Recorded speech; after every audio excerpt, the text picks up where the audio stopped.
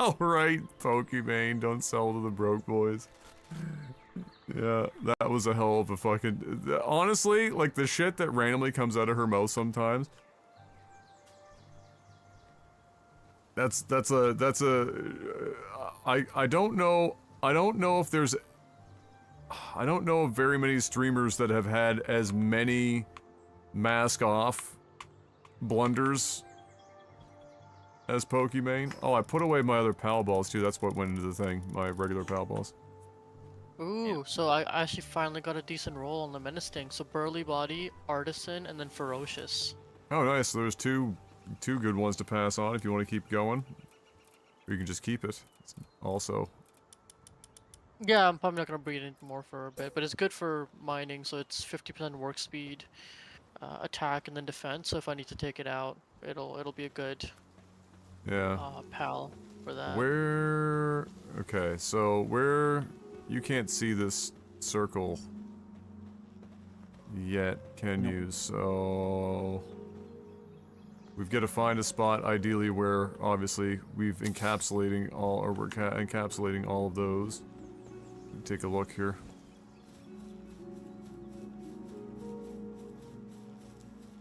Alright, so it's more than that. Not a lot more, but a little bit more.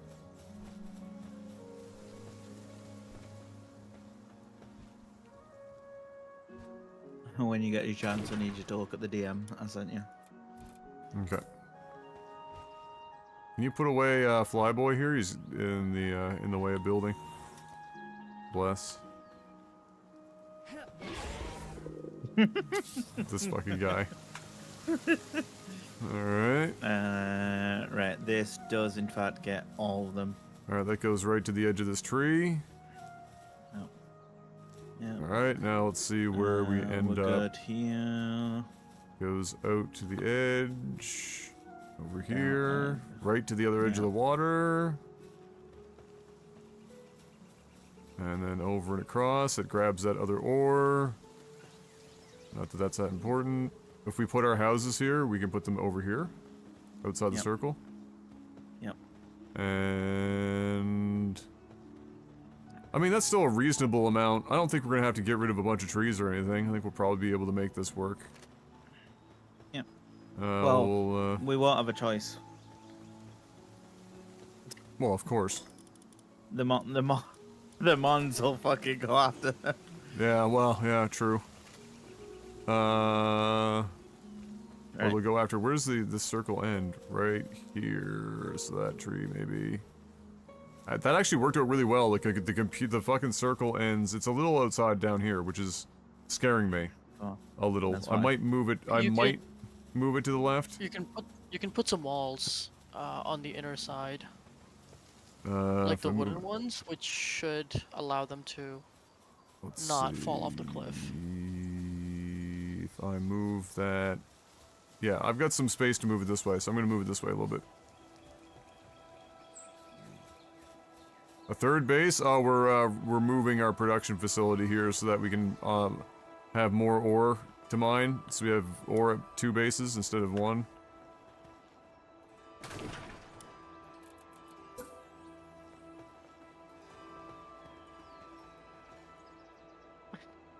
Star is such a legend. Want some of this? It's there. Here's the edge. Let's see this.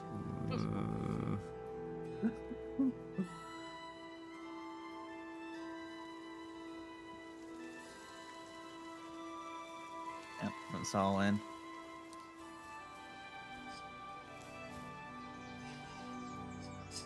What the fuck, Ben Starr? Ben Starr's got hamstrings as tight as mine, apparently. Lift that leg up, it was still at a 90-degree angle.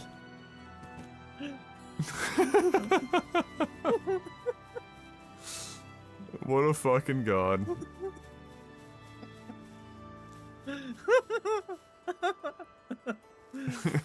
The voice actor of Tifa from Thing saying, "Coming for my job for this performance."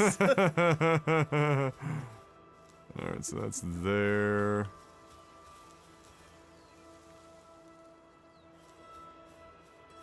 It's like right on the fucking edge. Just needs a little bit more. But are we on the edge on the other side, I guess is the question. Let's see.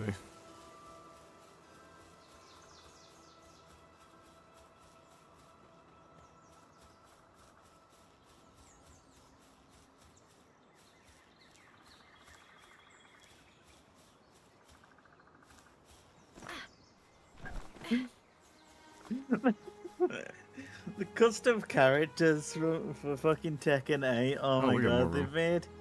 they've made Jamiroquai. What? What? I'm gonna send it to you. There he is. Jamiroquai? Like the band Jamiroquai? Oh.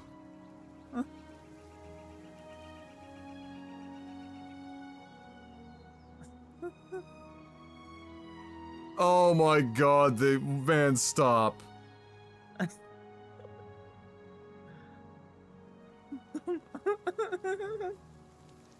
Oh my god. Jamiroquai, really? Yeah. Fuck's sakes. Is it Qua or Quai? It's Qua. Jamiroquai.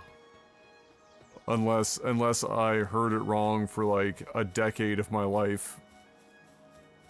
It Which should is be highly possible, Jamiroquai. yeah. It's entirely possible, but I'm pretty sure it's Jamiroquai. So that's still on the cliff over there. And what about over here?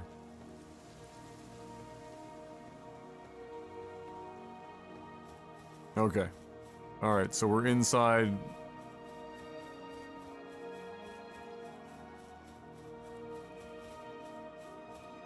Tifa! What? Nothing else for this? Okay,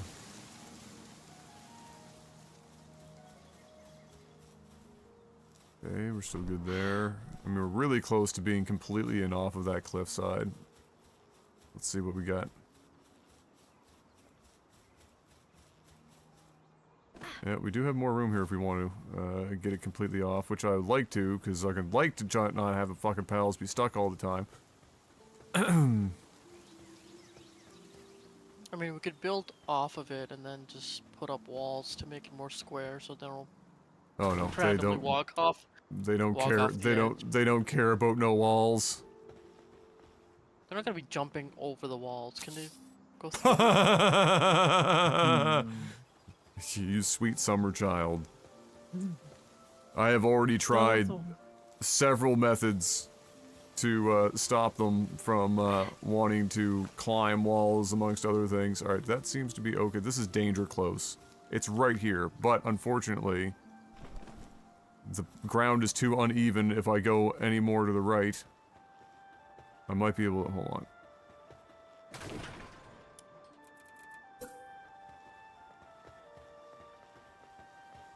Okay, whoop, whoop, whoop, whoop.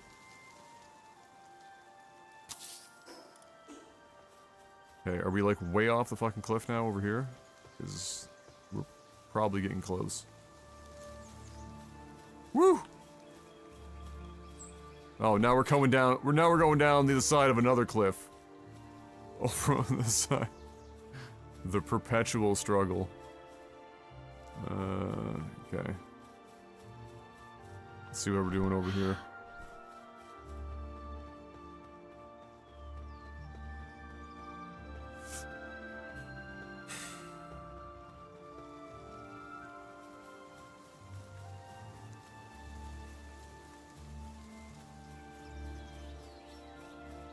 It's there. And are we still encapsulating all of our ore? Yes. Goes over here. And then it just unfortunately fucking drops off here, but you can't have it both ways. So, it's just gonna be that way. And we'll just hope that they don't fucking jam themselves up over here. Alright.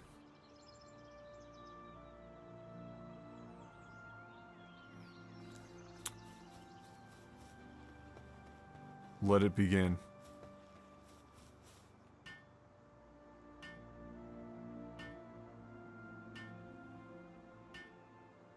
Right, are we? Have we decided? Are we there? Are we We're fucking- there.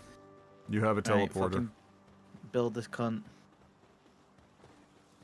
Alright. Did you bring materials to build a one of the chests? No. Well, fuck you.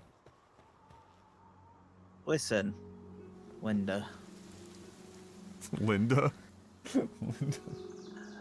Yeah. You heard me.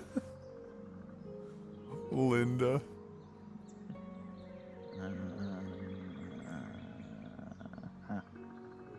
20, 50, 20.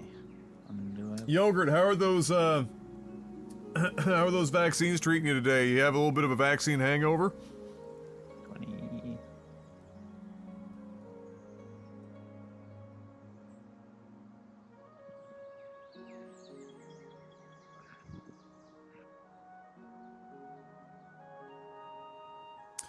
I had chills last night, but I think I'm fine now. Nice. I was run down for a couple of days. They really fucking juiced me up. Like, they maxed it out. I asked them, I was like, so are we good to be like, this is a hell of a cocktail we got going on here? Because what they do, they did, like, 1, 2, 3... 3 plus my flu shot. Or some shit.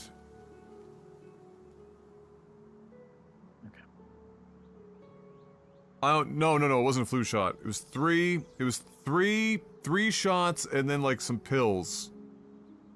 All at once in one day. And I remember waking up the next day and I was definitely hungover. For sure. Nothing, some sleep and what? Oh yeah, no, it hit me like a fucking truck. Which one is it they said that was gonna be likely the one that would fuck me up?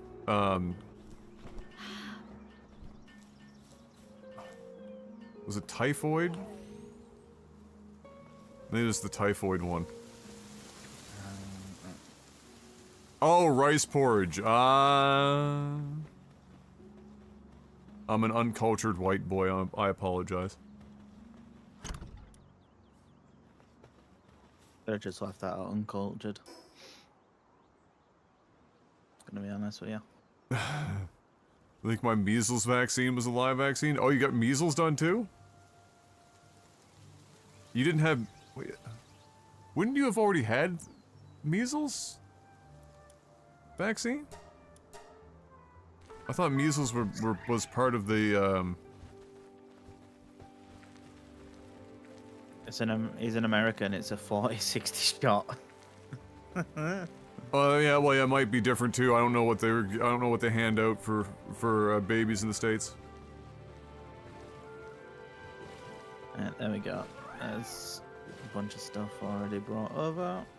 Yeah, like, when they were asking me, like, what I had done or whatever before, if I remember, I was like, I don't know. All I can tell you is that I'm 34, and I, had whatever shots were kosher, and during, as a toddler, and whatever I needed to get to school, go to school, whatever that is, that's what I've got, plus, COVID vaccines, that's the show.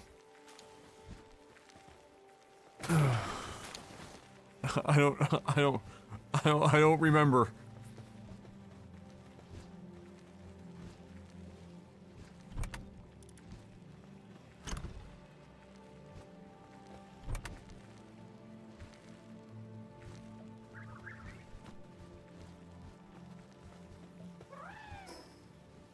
Right, that one, and then build another one.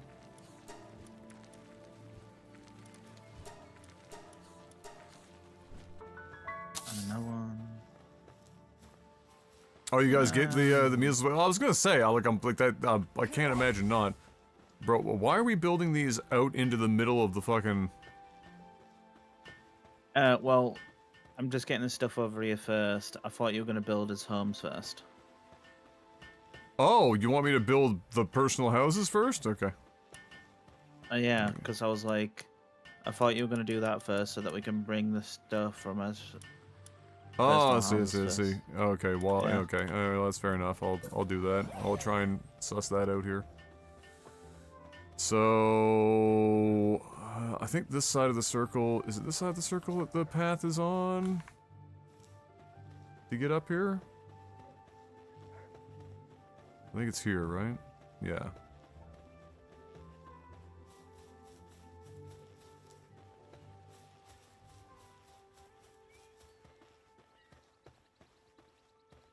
And then our circle ends back here. So, let me see. Anubis. Come on.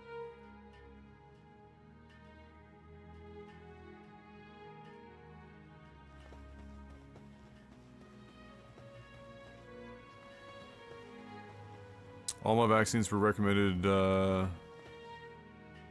not required. Yeah, no, I don't think they don't have any required ones. I was just like, I looked at, M looked at all the suggested ones, the recommendations, and she was like, oh my god, they won't, like, they, you know, they're giving you everything. And I was like, well, I gotta be honest with you. I was like, you know, we haven't traveled together yet, but I need you to understand I have the worst travel luck in the world. I'm not taking chances.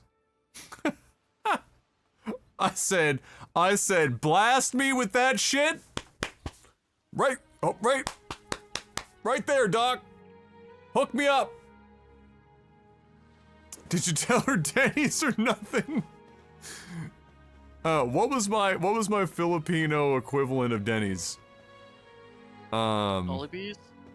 No, we didn't. I literally did not set foot in a Jollibee the whole time we were there.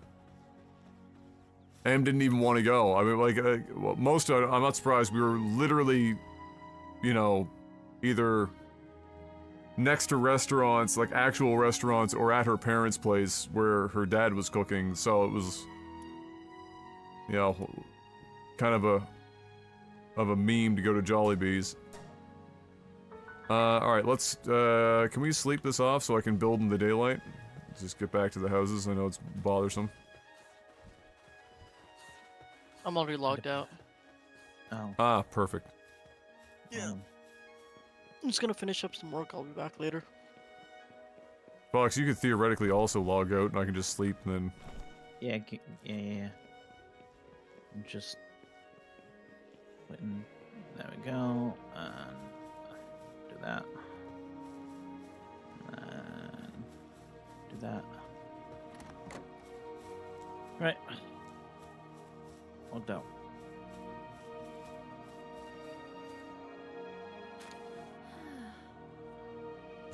Where the fuck did I just pick up 20 ingots? Did he just draw your chest or some sort? And nails. And an electric organ. Oh! Lights. Yeah. Yeah, it was the light above my bed. Weird. Why wouldn't they just leave that and then it's obviously not powered? What an odd thing to be to be connected so specifically.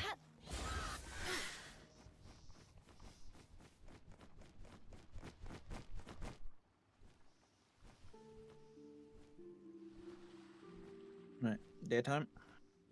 Yeah, you're safe to come back. Daytime. No, stop trying to fucking kill everything, Adam. Just get off the damn... Futures made of virtual insanity. Yeah, what would have been my equivalent of Jollibee? What was like my go-to?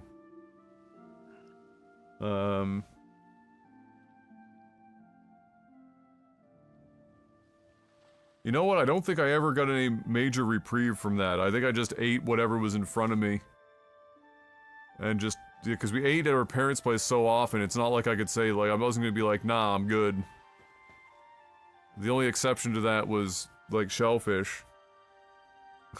Her parents were so good to me, though. Like, the thing that really blew their mind, it was so cute. So, they, you know, the Philippines, avocado is treated as a fruit, because it is a fruit, but like, they treat it as a fruit, not a vegetable.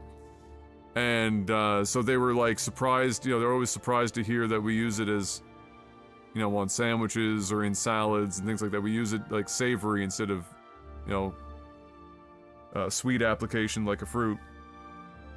And so whenever, occasionally when I was over there, they would have, when did I pick up a gun? Or is that the visual representation of the grappling hook? It's visual repetition of the graph. That looks absolutely nothing like the fucking grappling hook. Yeah. Early access. So yeah, so when they oh, Son of Beavers, you might want to press refresh and press fast forward on the VOD to catch up because you are behind. Yeah, so they would always they'd make like these like sort of salads, and then they'd have avocado on the table for me to like cut up in the salad or whatever. Nobody else was eating that shit like that. They were eating it as like a dessert later. But then it also blew their mind. I was like, so because they were eating like an entire avocado in like a sitting. Like it was the Californians would have been so proud. I said, so guys, you know, because I know they were like watching like, you know, weight and blood pressure and stuff, and I was like, you guys know how many calories in one of those? Because their avocados, like yogurt, when you go there, their avocados are, I'm not even joking, they're at least twice the size, minimum, of ours. They're fucking enormous. Huge. And they eat like a whole ass avocado in one sitting. I was like, man, I said, this is like fucking 1,200 calories or more by itself before you add sugar, because they put sugar and on top to eat avocado, or they'll put it in a bowl cut up with milk and sugar. And like their avocados are like, I can't, like, I know, okay, like, I don't know how to like do this on stream, okay? So they're like that. And now you know how big my hands are, right? Like, what do I have something that's like for scale here? Unfortunately, no. But they're fucking huge.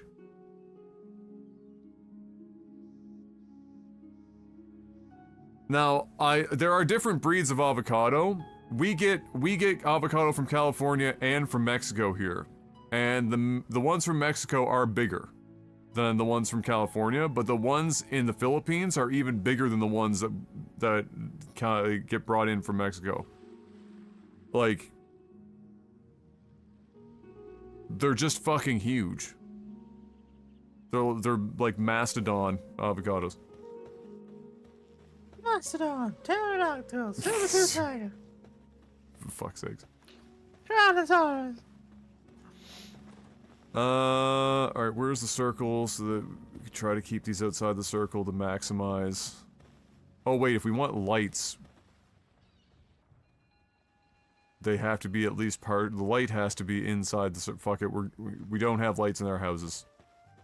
That's how we're living. So we can go anywhere outside the circle with the houses. Like, now this is the path here. So at some point we're not gonna put the door down here, but we'll probably try and funnel them maybe? And then we'll have proper defense up top. So do you want me to suppose that we're putting a wall up and then have our houses be part of the defensive wall? Or do you want them just separately and around at various positions and build a wall around those later, or what do you want to do?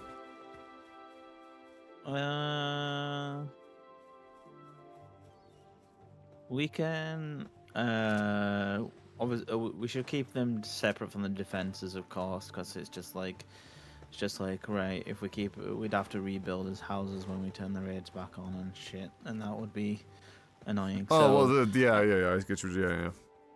yeah, so I think right now, in terms of like houses, a house, maybe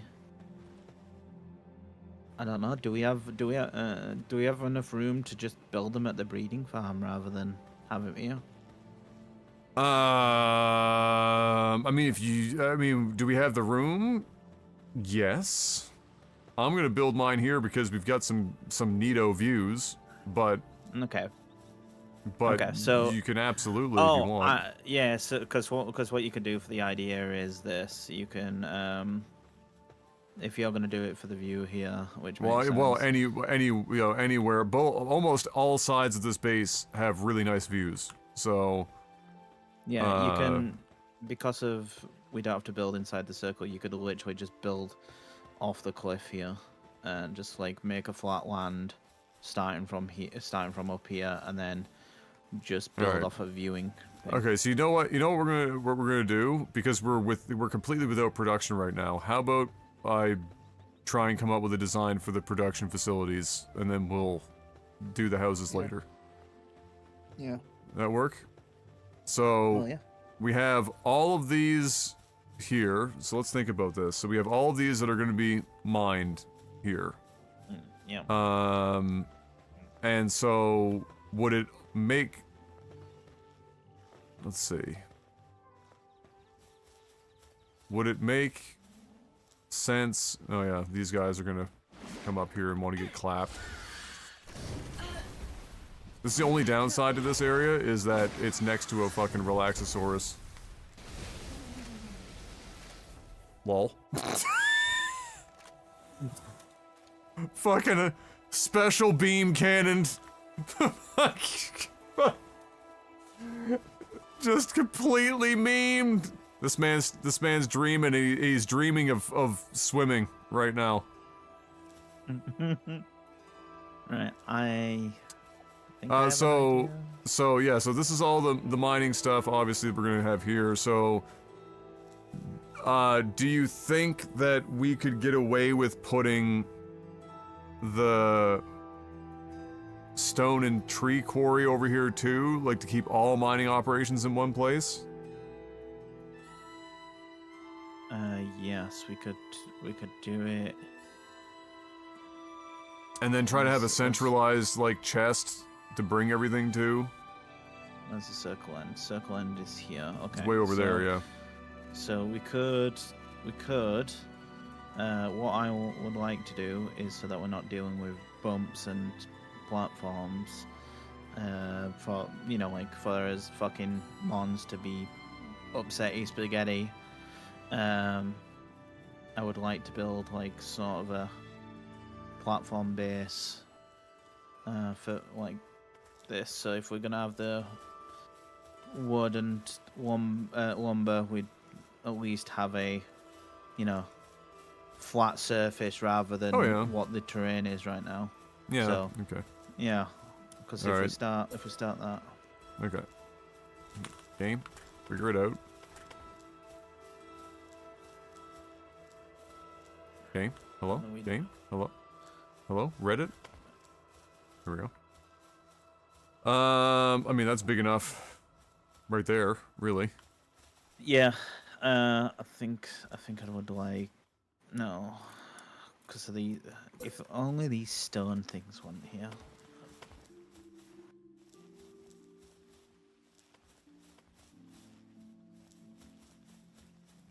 You gotta put these fucking stairs, otherwise, they drop off the back edge and then they derp around all over the place. What the fuck is this overlapping with? Yeah, that's what I'm thinking. Is it the tree bushes? It might be that there's something underneath here or whatever. That's definitely no. No, it's. As long as there's one set of stairs, they'll be able to walk back up them. It should be fine. Yeah.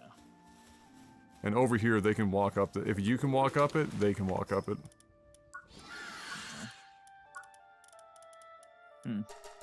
Wonder what it thinks it's overlapping with. It could literally be that there's something under this hill that the game is generated. True.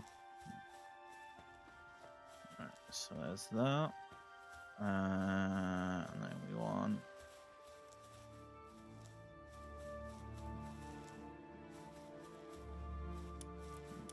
stone pit.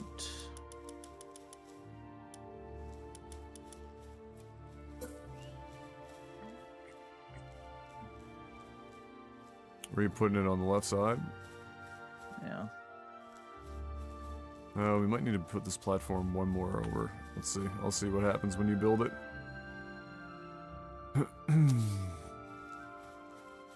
Such spread. Yeah. That's fine. I'm gonna build the platform one more block over here. Yeah, the avocados here are... The ones from California are miniature. You're buying like 80% seed. I never buy them.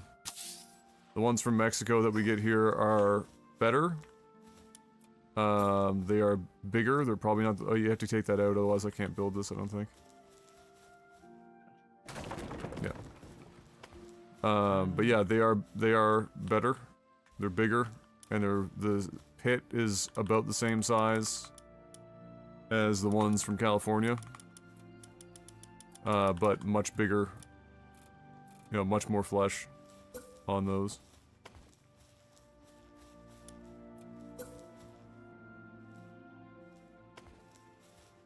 You know, let me build right... Well, it's definitely not the tree, because I just built right over the fucking tree, so that's definitely not the reason.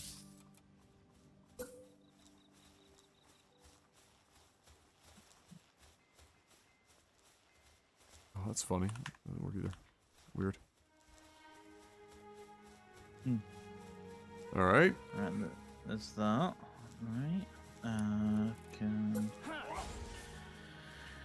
get an Ubus on it.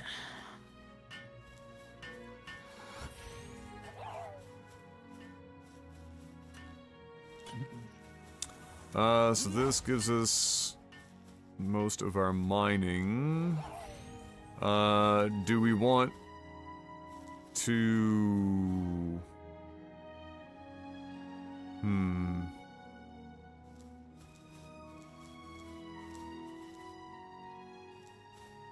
Trying to think if we, like, do we want to put the chest where they can come at it from both sides and not all congregate in one fucking place, or just fucking put it here like we did before? I was gonna think of putting it either in corner 1 like that, or I was gonna think over there, corner 2 here.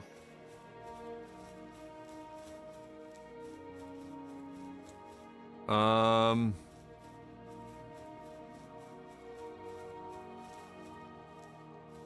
maybe corner 3 is that here. that one's debatable, because that's where they're going to be walking up and down a lot, more than likely. Yeah. So maybe not, and so yeah, let's put it on this front corner. Corner 1. I think that's probably the way to go. They'll be walking over there the least. Yeah.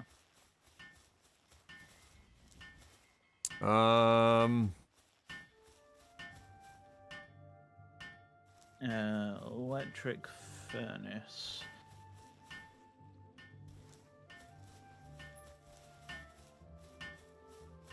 Or at least. So that takes care of the mining operation. Well, we can keep working on this. Do you want to put... Where do you want to put the associated production or the refining facilities for this stuff? Yeah, so if we want to, I think we need to put it away from all that, so at least another, like maybe other side of the base, Yeah. so that we keep like if we are gonna have a Yorgman tied out, you know, fire He's because not in the way. Yeah, he's over in a different area code. Yeah. Maybe instead of I think to keep Yorgman tied out of trouble, like over in this corner somewhere. Okay. Or like it depends on where you're gonna build like the actual structures where the pals are gonna... Yeah, well, that's just it. I'm trying to think You about. could very well just build a platform right here and just put the furnace in here. I think our houses are going to be over on that side more than likely, or they're going to be taking up some space over there.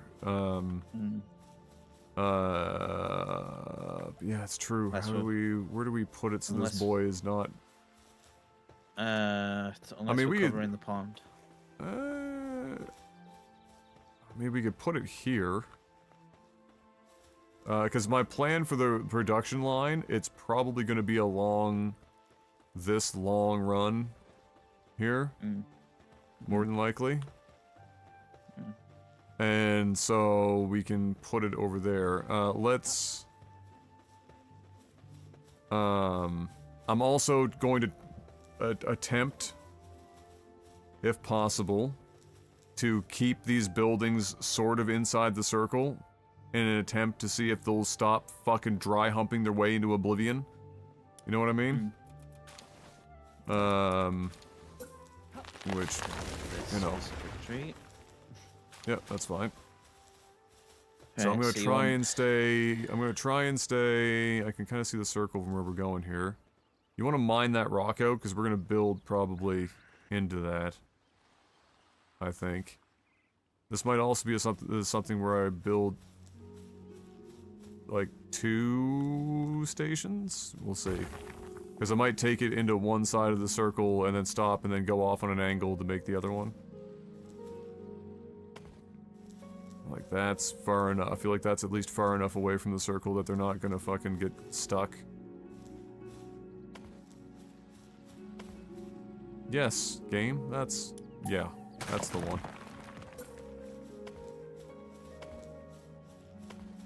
So let's see how far over here we can get before we're probably pushing it. They can probably get behind that. If they can't get behind that, that's fucking wild. So this will be the first line of it, and they can walk in behind it. No issues. Not gonna fucking put anything back there. The other question, let's see, is what I might do instead of being side 2 on like the last one, I might put the stairs on the front of this one, and then we'll have it be run back to front instead of side to side. You know what I mean? Okay. Okay. You know what I'm saying, Vern? You know what I'm saying, Vern?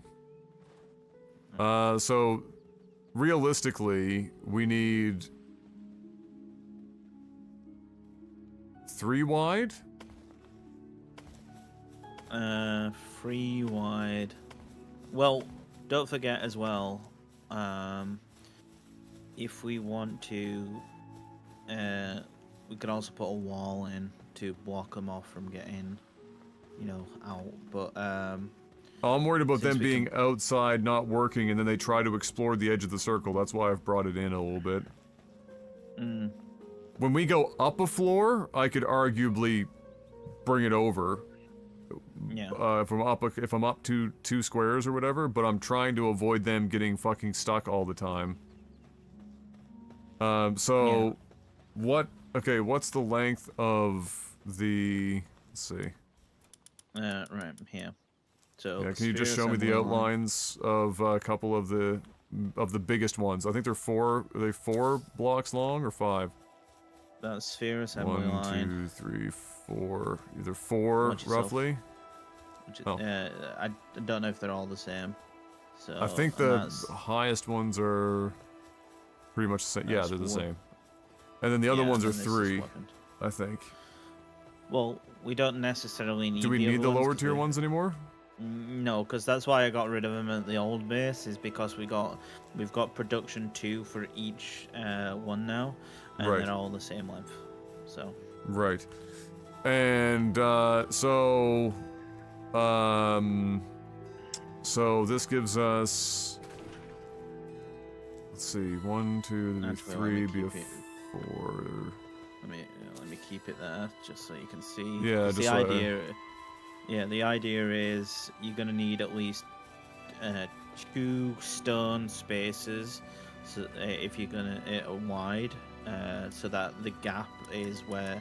So say if you got this one here, you put it on the very edge of the thing, but you'll still need at least another platform's worth of space for the mons to be able to get there, or at least Right. half a platform.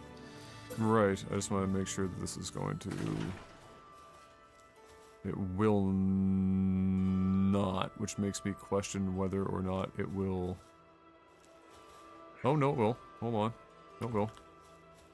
I just want to make sure it wasn't going to interfere with that rock. Okay, so doing it like this, what we can do is we can run, one on one side, on the left, one on the right, and then one at the back, and make a C shape. Okay. Yeah. And then there should be plenty of room in the middle for the pals to just fucking... No room, should be no issues whatsoever, because they should have 2 full blocks wide, from right to left. So, yeah. You see, you know what I mean? What we're doing for their bed spaces. Let me worry about that later. For now, let's just worry about this, because the beds, they rarely seem to give a fuck. Like, we can put those damn things, like, anywhere. It's the production shit that gets them twisted, so... For now, we'll do it like this. I'm trying not to make the same mistakes I did in the last base. The beds were fucking with pathing, for example, and so we're gonna try to avoid that issue. One there.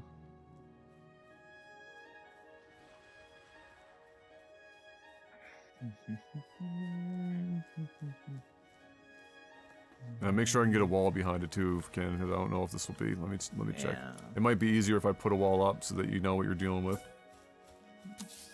Yeah. See if you can put a wall in without any problems. No, not there. It's on an angle, No. so it's... Yep. Here. A wall. Okay. This will give us a border to work with. Right. So, direction-wise, are we doing it? So they're going to be working in the middle of the space, is how they need to okay. be. Right, I need to put that there for time being. Right, I can move that backwards. But let me just put some stuff away because it's making me over-encumbered. How you doing today, Sarcasm?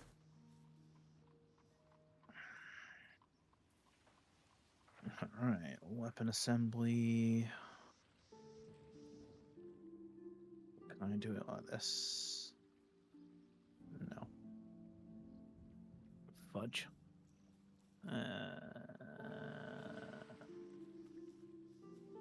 Fuck.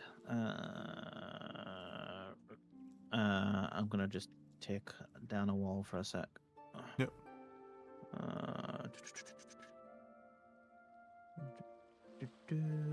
And then I'd do the one at the back wall first, probably. Yeah. Yeah. I'm just seeing if I could do. Yeah, I could. Will it work? Perfect. Yeah, okay. Yep. Yeah, but it's crooked. The problem is just. It's so just long, it's hard to fucking do it. It's so long to see if it's straight or not, and then I have to fucking deal this. If you do it from this side, here, let me see. Let me try it on my side. I've got this big ass TV. It might be easier. The reason why I'm doing it from this side is just because if you do it wide ways, you're standing so far away from the. Yeah, which one were you making? Doesn't really matter. It can be any of them. They're all the same size. Okay, I don't even know if I have them all unlocked. I don't think I do. I think I just have production assembly line 2. You need to be level. Oh no, I have sphere assembly line 2 as well here. 47 to have the weapon assembly line. So that's 47. Jesus Christ. Okay. Yeah. All right, we'll do production assembly. Is it which way are the arms against the wall? Is that the idea? You can see on my stream, I guess, if you go looking at it.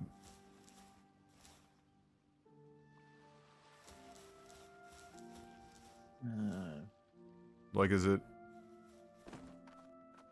Like what now?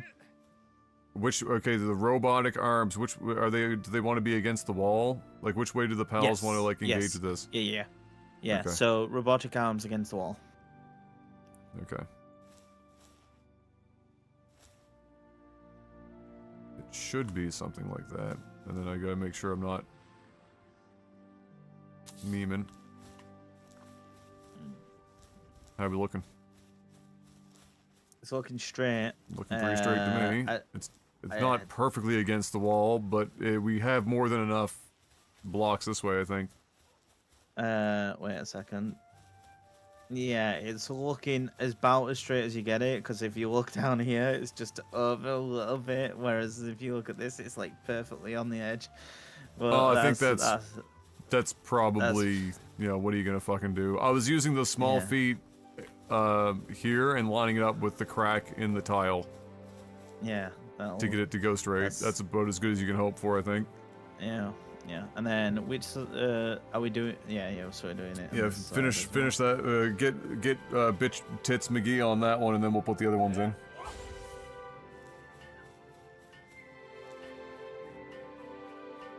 Oh, let me rebuild this wall. Bitch tits McGee is his legal name, for those of you who are wondering.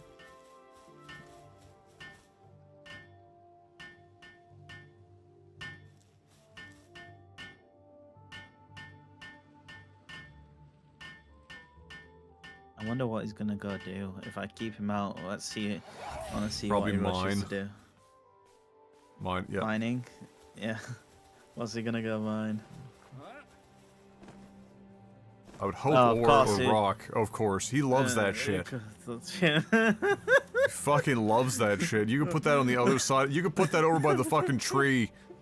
Like the fucking big the fuck off tree, and he'd run the whole goddamn way to get to that fucking rock mine. Okay, so that was production assembly too. So I'll put sphere assembly in. Yep, that was production. How much space we got? I'll make sure there's fucking room between, so they're not fucking doing weird shit. Let's see. Unfortunately, because of the direction of the, I'll use this as a line. It's pretty fucking close in the grand scheme of things, I would say.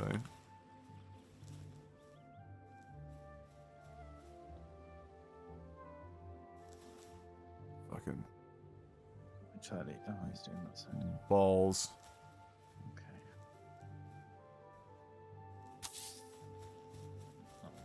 Okay.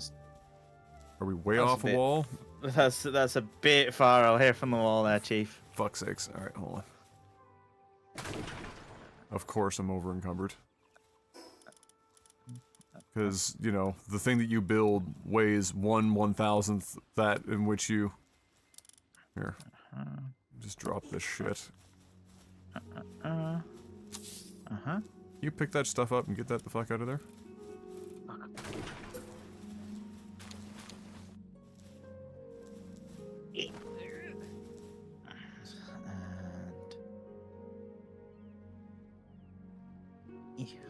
There we go.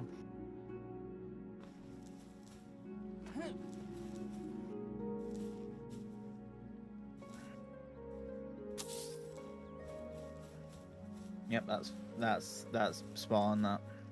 Alright. Okay. Right. And we're running... So I Let's want see... to do Yeah, I'm not going to this. complain about how straight that is. Pretty good. If I do this. If I'm really lucky, I'll be able to put a staircase there.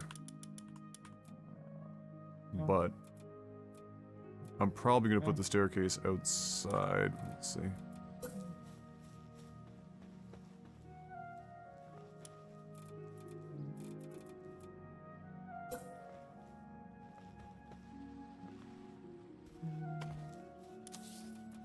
How's that looking? Is that looking straight? That's lit. Is that phasing through the wall? Is that? Oh, is that? Oh, on the wall? your shit is... And I'd move it over just a... I'd move it over a little bit. Yeah.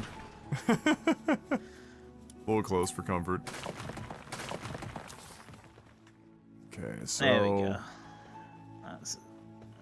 That's a lot better. Now it can be a little bit back, I think.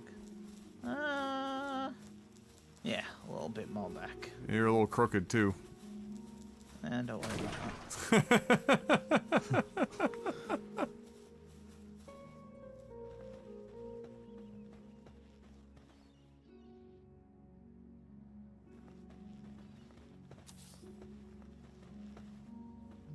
Oh, fuck. The struggle. Very real. Alright. Is that crooked? Use the small feet against a line, a visual line, as your... Is it crooked? I'd say you're pretty good. I wouldn't worry. It's close. It's definitely close enough. And you're right up on the fucking wall, so...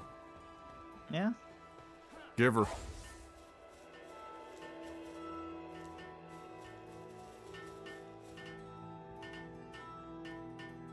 No, here. Oh, no. Nobody I have with me has hands.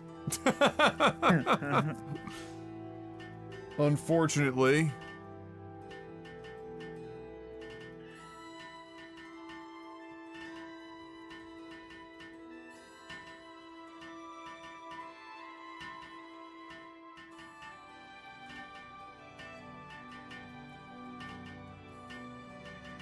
Wait a second.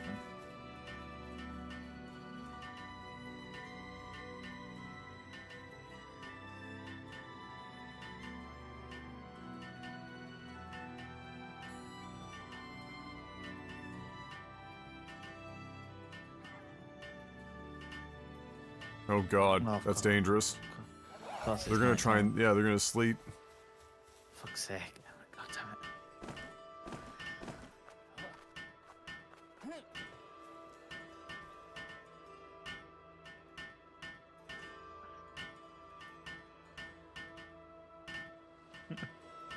it. Yay. Jared is What a- helping. What in the fuck are you hammering? Hammering absolutely nothing. The Yeah.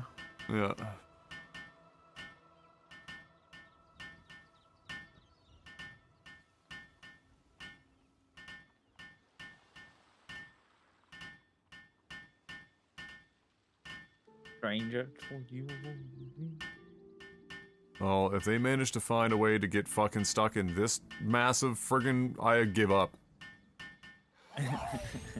I'm fucking straight up. Give up. So... Oh, he's mining. No. So...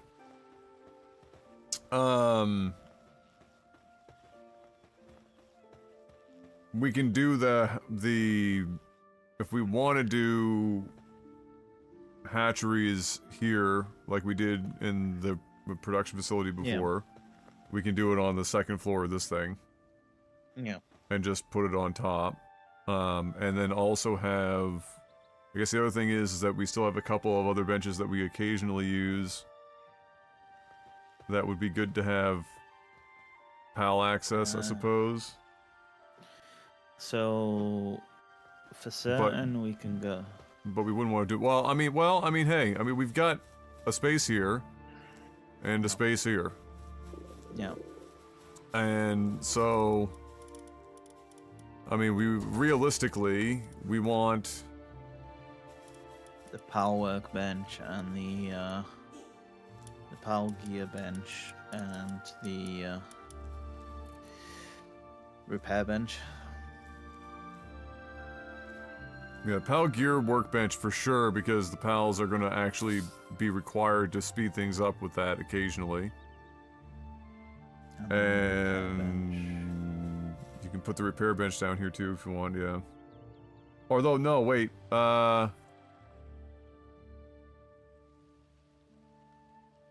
should we do that, or should we put, like, the medicine... Medicine?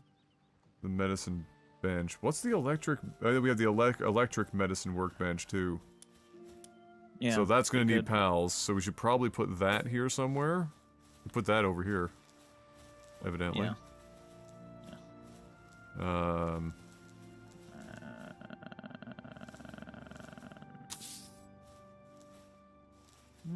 That's about as right up against the walls I can. Yep. I think I can move it over a little bit though. Let's do that.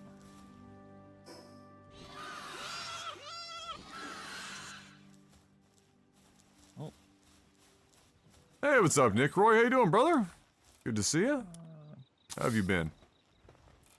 Welcome to Ew. base rebuild number 4? 6? Base rebuild something.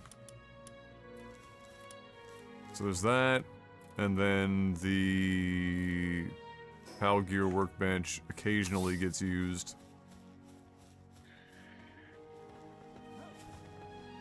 I think that's spot on.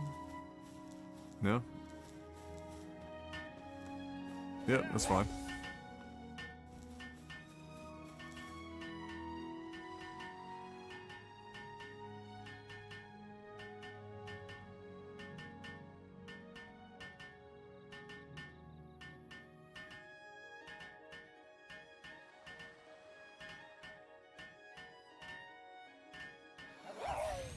Right.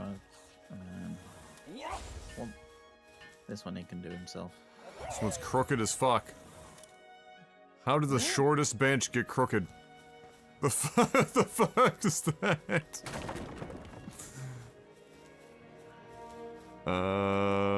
I think those are the only other ones that they need PAL access to, yeah? Yeah. As far as, like, production facilities are concerned. Oh no, wait, what are we, hold on. Hmm? Yeah, oh no, never mind, this is you've got the weapon one here, right? One of these is the weapons one? Yeah, red weapons, Right. green spheres, and blue, but it's not coming up as blue, is Yeah, the that's other fine. production one. Okay. Good stuff. Alright, so Yeet. this is all PAL access down here. Is there anything else that they need access to down here? Production-wise. Nope. Okay. So the only thing to Where do we're gonna put then... Where we're gonna put the power generator? Well, it doesn't need to be inside, that's for sure. Nope. I mean, we can, so we're not looking at it all the time, we can put it out back if we want. But we got these rocks and shit here. Might be bothersome. I wouldn't put it on anywhere near the fucking edge of the circle, that's for sure. They're just gonna get stuck on top of the mining rocks.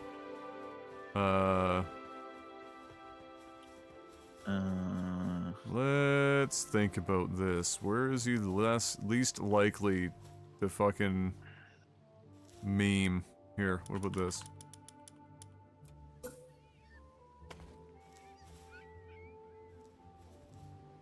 We can give him a fucking platform, or are we worried that that's gonna like block them from walking around? We can literally just put it like plant it like right here. Yeah. There it is. It's like, where is it on my inventory thing? Yeah, it really doesn't like you building stairs into the ground here. It's funny.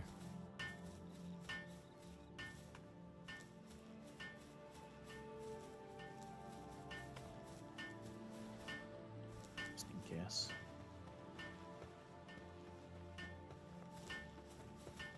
I mean, Yeah, leave that open in the back so they can, yeah, walk around. Alright. Faster done. And as far as we know for now, 1 is all you really need. So we'll leave it at that. Alright, so we need... This is the first game I've actually been sucked into in a while, too. Yeah, it's got a lot of people hooked on phonics.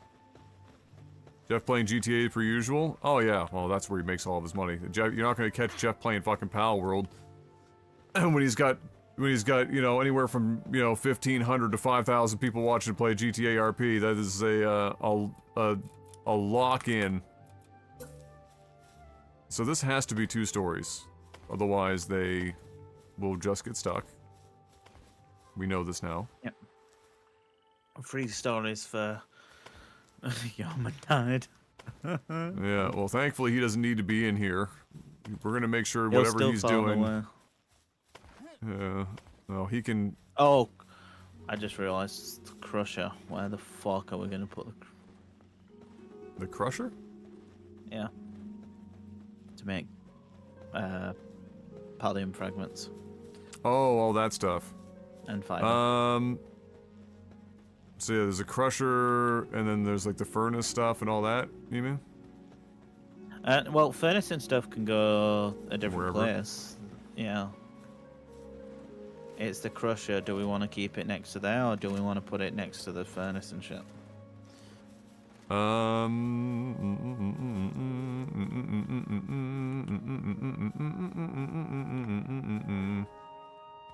Well, Since they are known to get stuck on water, I'd rather the crusher be somewhere else. So yeah. Stuck on what? the water creatures seem to always get stuck. You know, they are the on random bastards. shit? Yeah. Yeah, so... I mean, we should be able to come up with a way to avoid that. We're gonna get rid of these fucking storage bins eventually because we could possibly use the side of this building as... a place to set up other shit, but let's, Yeah. let's get the roof in. Step pal, I'm stuck.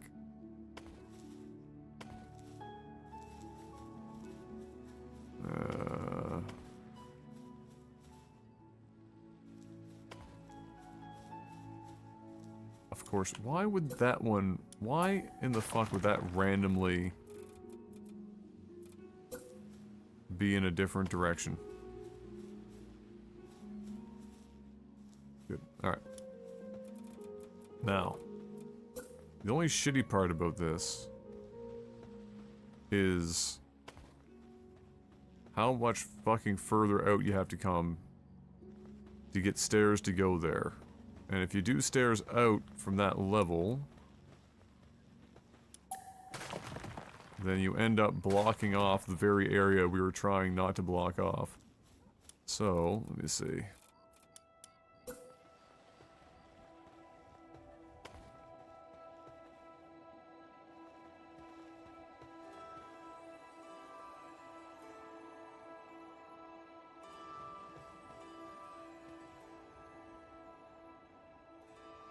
I mean, that might be okay.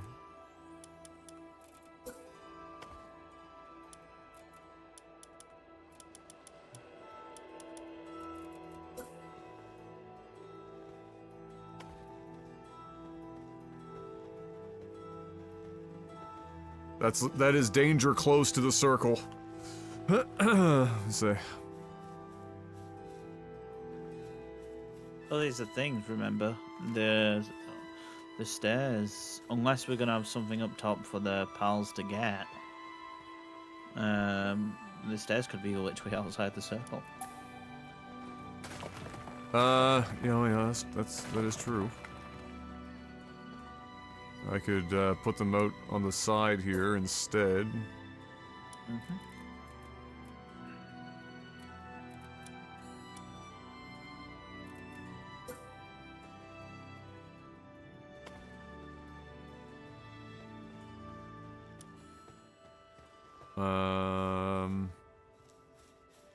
Hmm.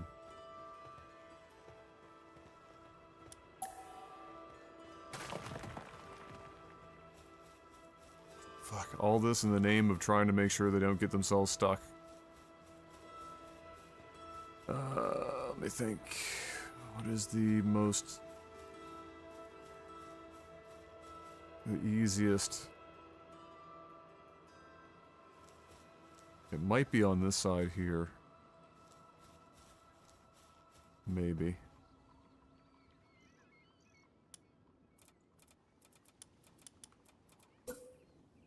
No, not a foundation.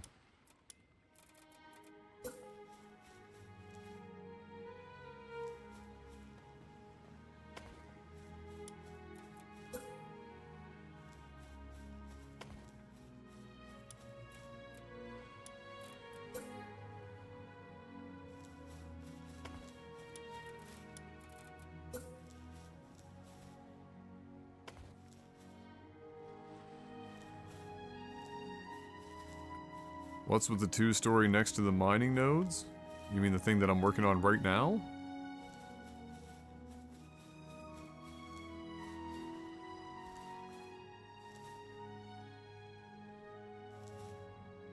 What do you...